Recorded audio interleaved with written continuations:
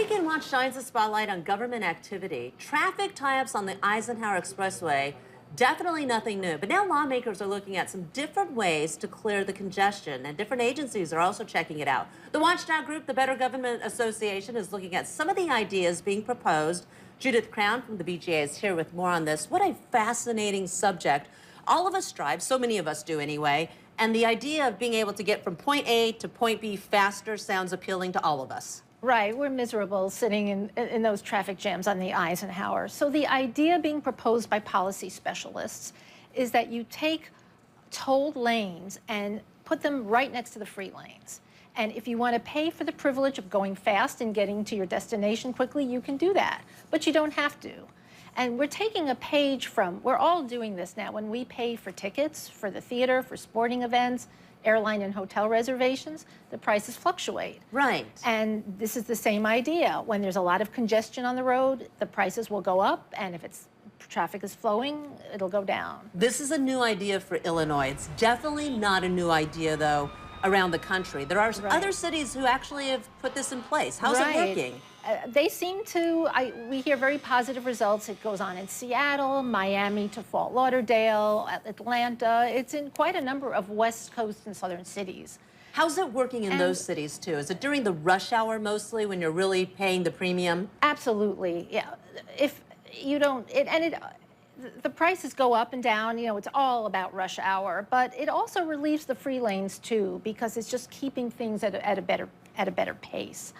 The rub in all of this, of course, is that they're called Lexus lanes. The idea that rich people will have the advantage and can pay and get where they want to go.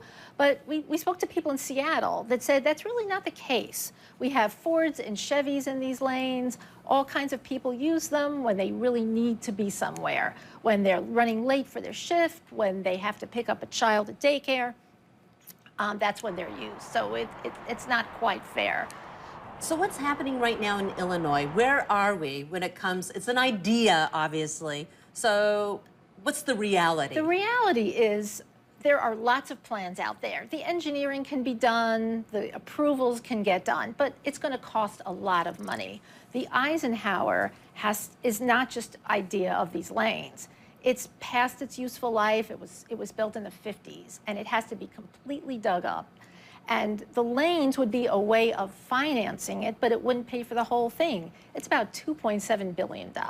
When you think of that price tag alone, like, how is that ever going to happen without support from several different, whether it's state level, federal level, just funding, period? Right, but it's interesting. The IDOT people from the state are actually working now with the tollway, which has never happened before, and they're exploring all kinds of new possibilities. Could the tollway and the state transportation department get together and maybe come up with some very new ways to make this happen? So next year, around April, there's supposed to be a report on all of this? Right, and it's pie, you know, they opened it up. You know, anything could happen. Private money, tollway gets together. The most radical, you decommission the freeways and hand them to the tollways. That's really a wild idea, but anything could happen. Clearly, though, something has to happen. There has to be some sort of a plan in place. We can't go on like this for the next 5, 10, 15, 20 years. It's bad, and it seems to get worse every year. All right. It's just a misery. Fascinating subject. Thank you very much, Judith Crown. Appreciate it. My pleasure. Thank you. So you can read more BGA articles at bettergov.org as well. We're also posting a link on our website, as we always do, abc7chicago.com.